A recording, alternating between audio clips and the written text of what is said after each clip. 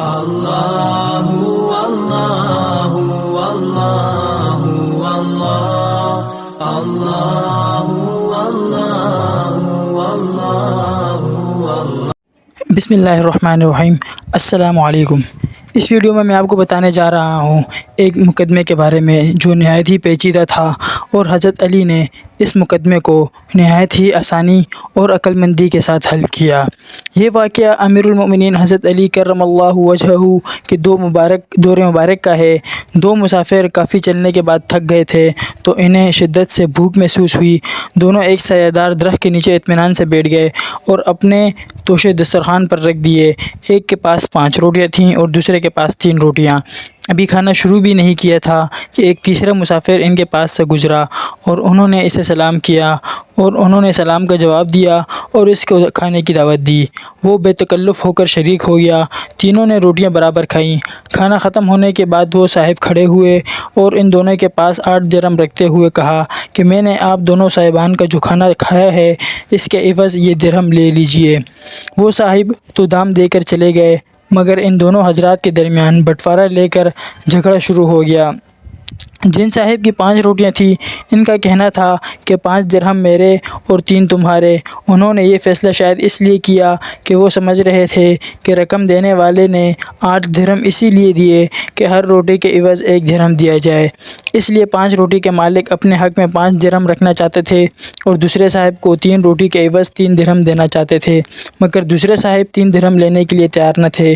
ان کا کہنا تھا کہ یہ رقم چونکہ دونوں کو ایک ساتھ دی ہے اسی لیے اس کے برابر حصے کیے جائیں گے۔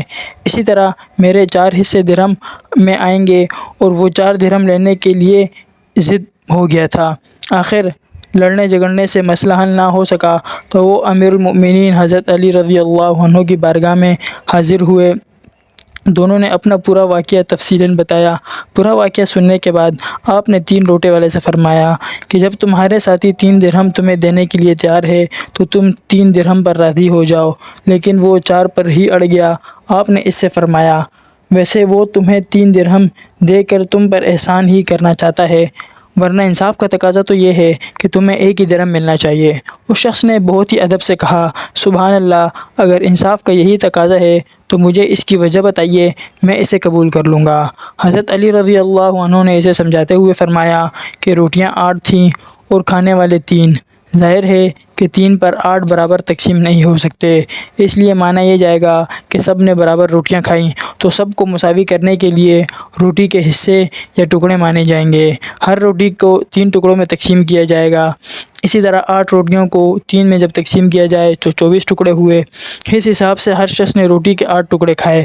اب چونکہ تمہاری 3 روٹیاں تھیں اسی لیے اس کے 9 ٹکڑے ہوئے، جس میں سے 8 ٹکڑے تم نے خود کھا لیے، باقی بچا 1 ٹکڑا جو تیسرے شخص نے کھایا۔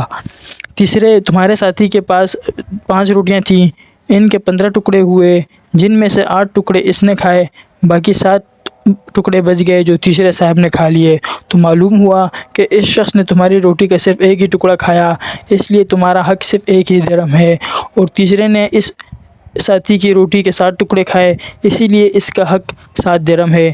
وہ شخص اس فیصلے پر راضی ہو گیا۔ غور فرمائیے کہ مقدمہ کتنا پیچیدہ تھا اور کتنی آسانی سے فیصلہ ہو گیا۔ مزید اسلامک ویڈیوز کے لیے ہمارا یہ چینل سبسکرائب کیجیے اور اس ویڈیو کو لائک کیجیے۔ شکریہ۔ اللہ اللہ